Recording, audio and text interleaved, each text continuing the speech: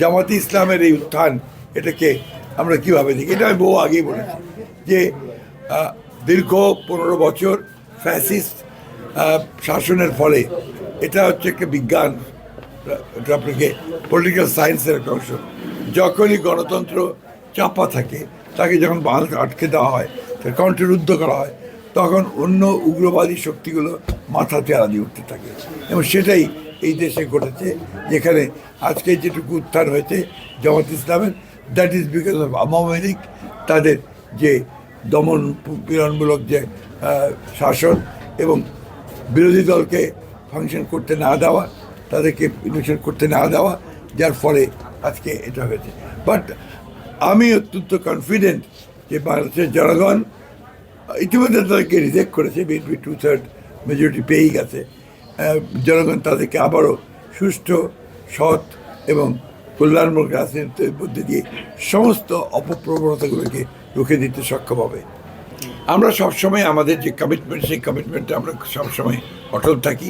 আমরা বলেছিলাম যে ফ্যাসিস্টদের বিরুদ্ধে যারা রাস্তায় যুগপৎ আন্দোলন করছেন, তাদেরকে সঙ্গে নিয়ে আমরা নির্বাচন করেছি এবং তাদেরকে সঙ্গে নিয়ে ইনশাআল্লাহ আমরা সরকার গঠন করব।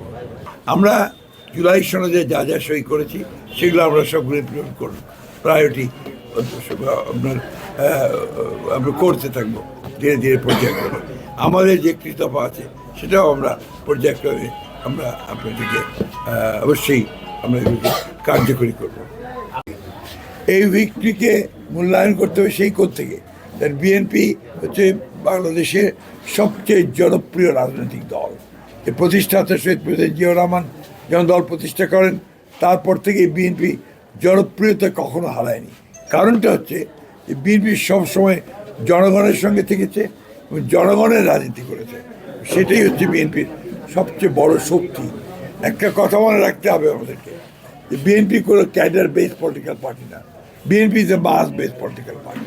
সুতরাং এটা যা চরিত্র থাকে মাসের পলিটিক্যাল, এই চরিত্র নিয়ে বিএনপি জনগণের কল্যাণের জন্য ইতিপূর্বে কাজ করেছে, সরকারে ছিল। এবং বিএনপির যে ম্যানিফেস্টো, বিএনপির যে ভিশনগুলো, বিএনপির যে রাষ্ট্র সংস্কারের যে কথাগুলো, দাবি দেওয়াগুলো, পয়েন্টসগুলো, সেগুলো জনগণ অ্যাকসেপ্ট করেছে বলেই আজকে এই ল্যান্ডস্লাইড বিক্রি হয়েছে।